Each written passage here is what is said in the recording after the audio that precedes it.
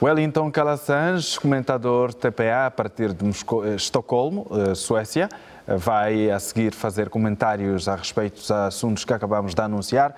Wellington, muito boa noite. Começamos com a Polónia, que se disponibiliza em receber armas nucleares, mas há aqui também o aviso da Rússia, que não começou agora. Boa noite, Afonso. Boa noite a você assistindo aqui à Hora 10. É sempre bom estar aqui. Pois é, Afonso. Como sabemos, mais uma onda de provocações. A guerra que acontece na Ucrânia se deu exatamente pela ameaça que a Ucrânia passou a constituir, mesmo não sendo um país membro da NATO, e o desejo de possuir armas que fossem vistas pelos russos como uma ameaça existencial. Inclusive, essa expressão, ameaça existencial, ela é anterior a 2022, e desde que os acordos de Minsk foram revelados uma grande farsa, os russos passaram a fazer avisos, e porque os russos não fazem, vamos dizer assim, ameaças. Eles anunciam o que eles pretendem fazer em caso de ameaça à sua soberania. Nesse caso, é muito simples de compreender. Se estão sendo levadas armas com potencial nuclear para a Polônia com o objetivo de retaliar a Rússia, obviamente que haverá uma antecipação. E isto terá consequências dramáticas para todo o mundo, especialmente para a Europa. O que me preocupa com a Polônia é o histórico dela, né? Segunda Guerra Mundial, ela foi enganada pelos ingleses, né, quando o Reino Unido convenceu a Polônia a entrar na guerra, a iniciar a guerra praticamente. E foi um país que teve baixas expressivas. Então, temo que isso tenha se tornado algo cultural.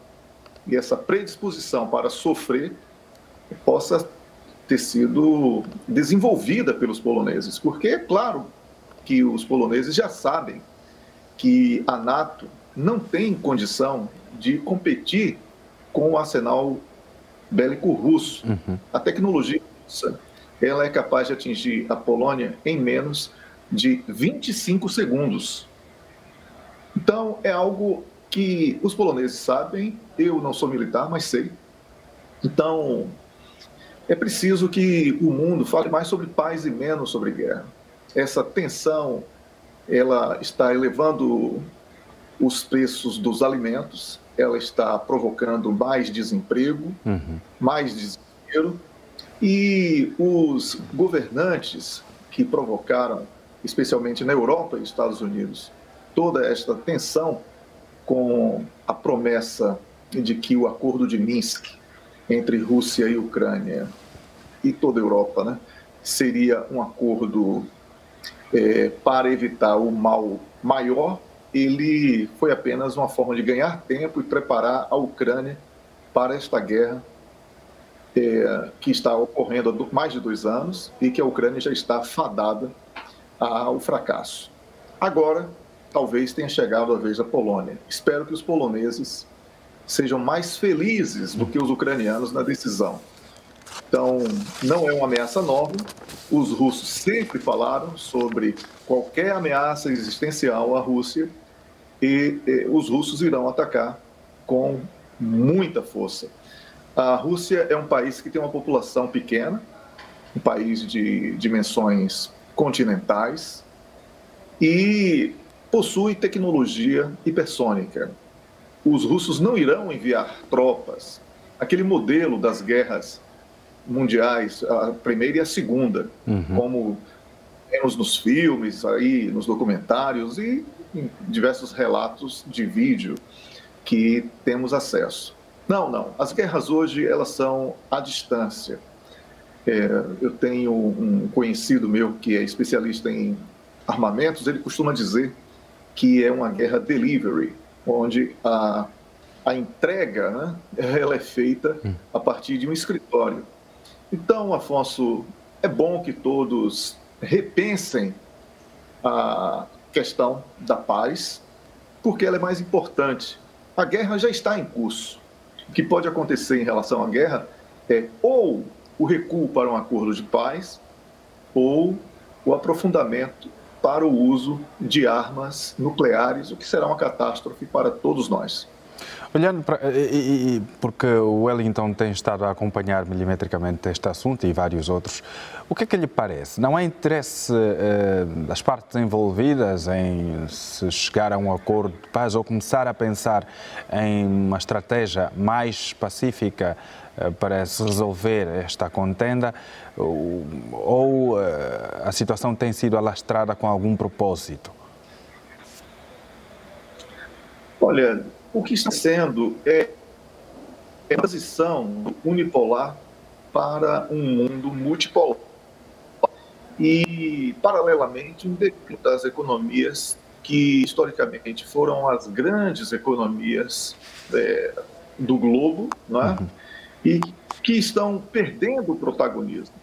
Então, aqueles países que eram colonizadores, grandes potências, os vamos chamar, maestros, né, das tendências e de tudo que esteja relacionado à cultura, consumo no planeta, eles começam a perder esse protagonismo e não estão aceitando essa transição para uma multipolaridade.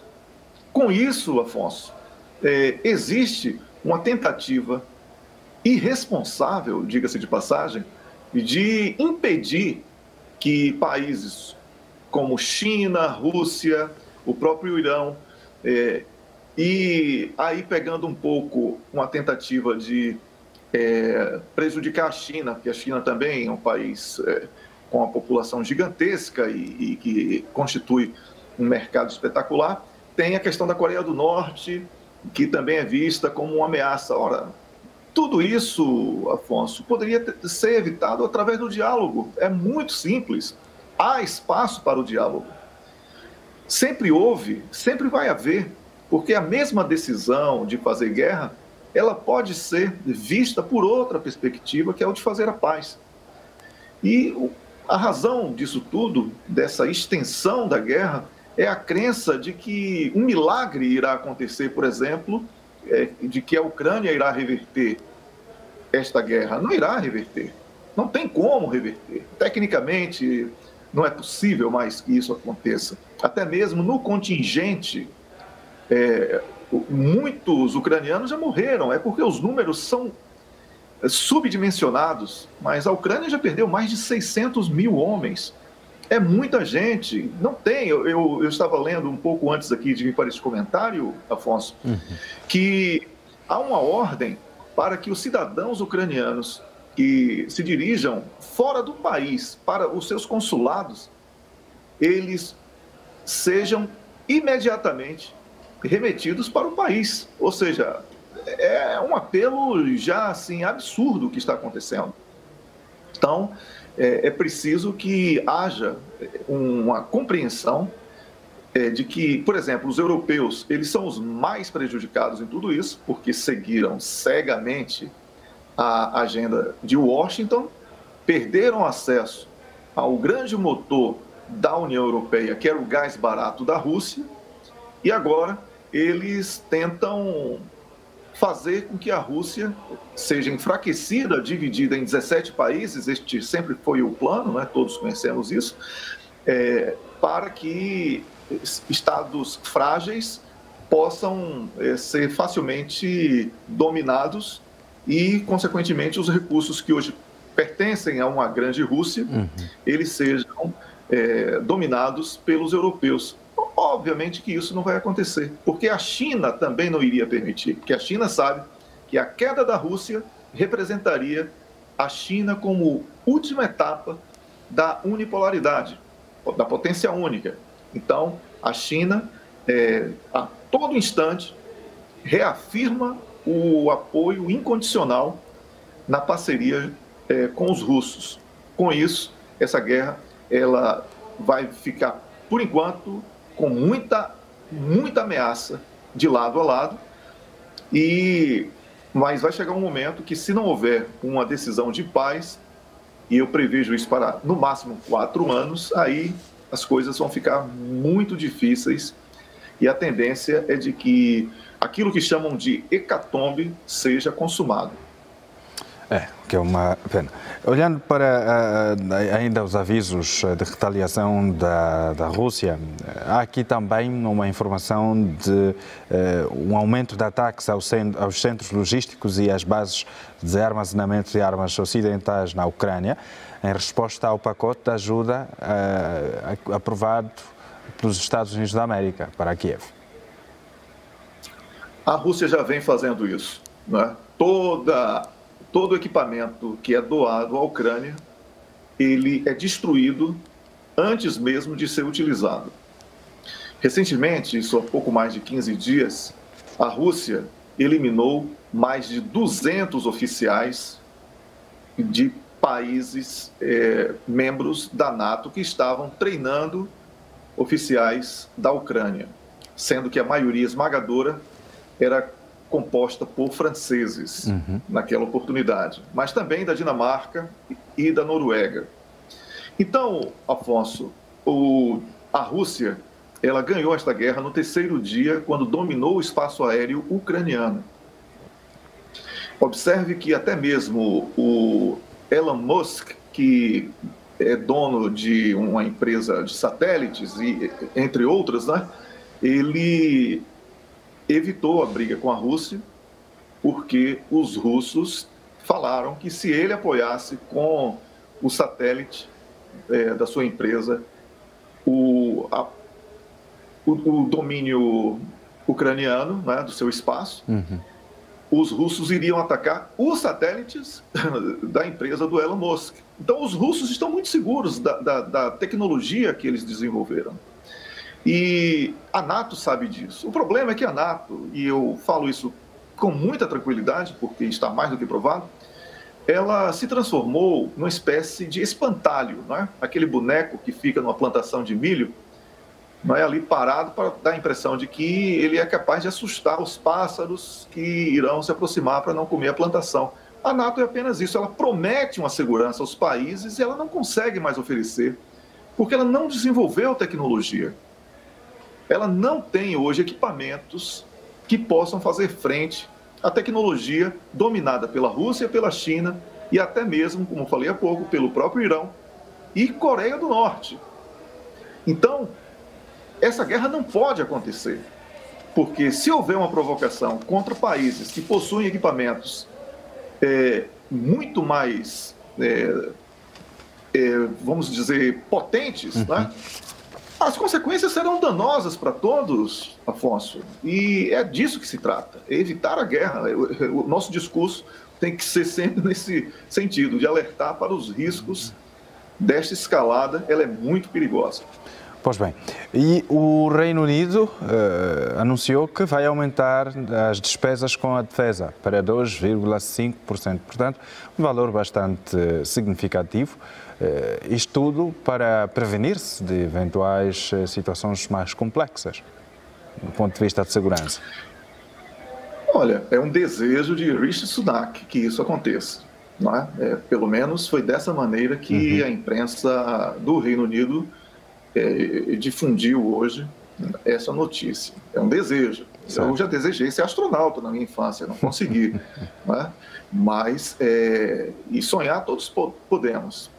Em fevereiro deste ano, o Reino Unido estava em recessão técnica, um crescimento pífio de 0,3%. O mais otimista na previsão do crescimento do PIB do Reino Unido para este ano foi o Fundo Monetário Internacional, que apontou com muito otimismo, atenção, o cenário mais otimista, um crescimento de 0,6% para 2024 no Reino Unido. O Reino Unido saiu da União Europeia, o chamado Brexit, né? E deve muito aos europeus. E tem graves problemas ainda com a França nas fronteiras. Perdeu muito dinheiro, muitas empresas saíram do Reino Unido e economia, especialmente por causa do período pandêmico, conheceu uma fase muito dura, muito crítica. Com as despesas militares, né, ela terá que se aumentar para 2,5%, que destinar esse crescimento previsto para o Fundo Monetário, pelo Fundo Monetário Internacional, de 0,6%, vai ter que destinar praticamente todo ele para a defesa do país. Mas e os problemas sociais? E o problema da energia? E o problema do abastecimento dos automóveis e dos caminhões, né, de carga no Reino Unido, que de forma recorrente têm sido ameaçados por causa da falta de acesso e dos preços? Como é que o Reino Unido vai conseguir destinar praticamente todo o seu orçamento para a defesa se tem inúmeros problemas socioeconômicos para resolver? Então, eu vejo essa pretensão, esse sonho, esse desejo de Rishi Sunak como mais uma jogada eleitoral. Ele está prestes a entrar para a história como o maior derrotado numa eleição no Reino Unido. Recentemente, atendendo demandas do preconceito predominante entre os britânicos, ele anunciou que irá deportar imigrantes ilegais para o Ruanda. Isso foi uma jogada que, a despeito de ser vergonhosa também para o Ruanda, ela é eleitoreira. Tenta aí atender demandas de ódio de uma camada da sociedade. Agora ele fala sobre investir... Pois não? Não, pode concluir. Eu dizia que isto parece que vai se concretizar, segundo as últimas informações, há previsão de que comecem a chegar os migrantes dentro de 12 semanas. Exatamente, mas aqui hoje vários países fizeram apelos dramáticos que podem comprometer a imagem não só do país, mas para o governo, que pretende minimizar o impacto negativo que terá nas urnas.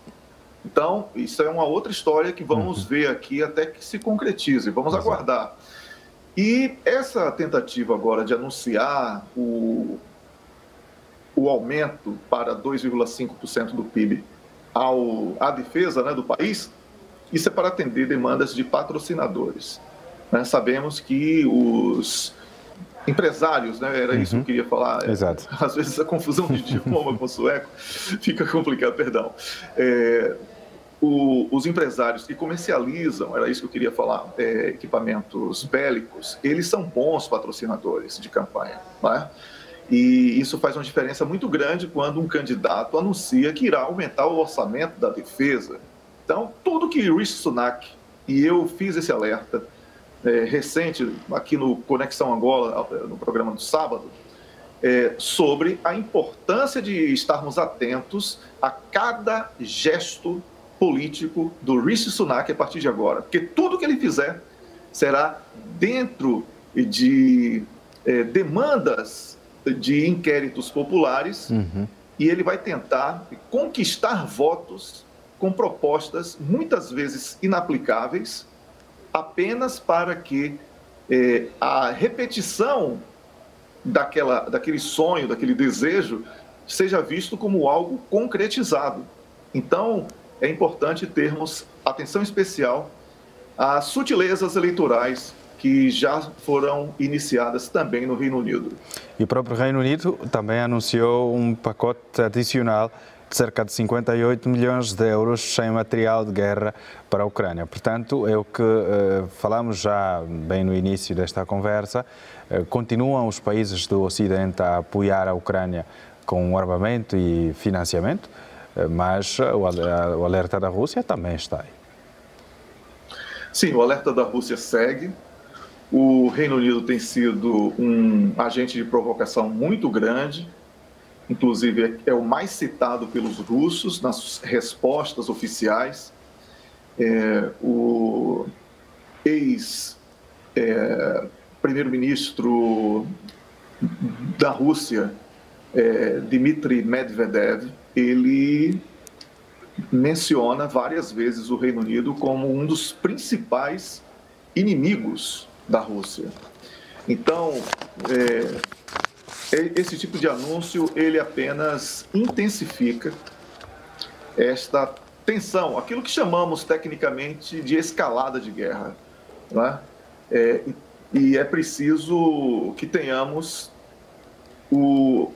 a sabedoria aqui na comunicação, que temos a prerrogativa, né, de fazer, tenhamos atenção especial para que não sejamos agentes de estímulo a esse ambiente hostil que já é predominante. Especialmente porque Angola é um país que celebrou este mês o Dia da Paz. Mais um ano de paz e reconciliação, e tem sido uma referência muito positiva, não só no continente africano, como também fora dele. E não há nenhuma razão para acharmos interessante o anúncio de mais apoio à guerra, né? Existem muitos problemas dentro do próprio país que o Rishi Sunak poderia e deveria, né, na condição de representante do povo, olhar com olhos mais atentos. Portanto, de resto, como a comunidade internacional pode ajudar num processo de pacificação da Europa, no seu todo? Foram apresentadas, defendendo essas propostas de paz em todos os encontros, declarações e tudo que possa se tornar público, para que a palavra paz possa concorrer com a palavra guerra, porque é uma luta também de propagandas e narrativas que nós temos testemunhado todos os dias. E eu acredito muito que a proposta que foi apresentada pela China, ela atenda a todas as partes envolvidas, direta ou indiretamente, no conflito. E eu apenas lamento que haja um preconceito tão grande contra a China, ainda que o propósito dos chineses seja tão nobre, que é um propósito de paz para a região. Muito bem. Wellington Callassange, obrigado pela participação de hoje. Estamos juntos. Eu que agradeço, Afonso. Desejo a você continuação de bom trabalho e ao nosso público boa noite e até a próxima semana aqui no Hora 10. Muito bem. Um abraço.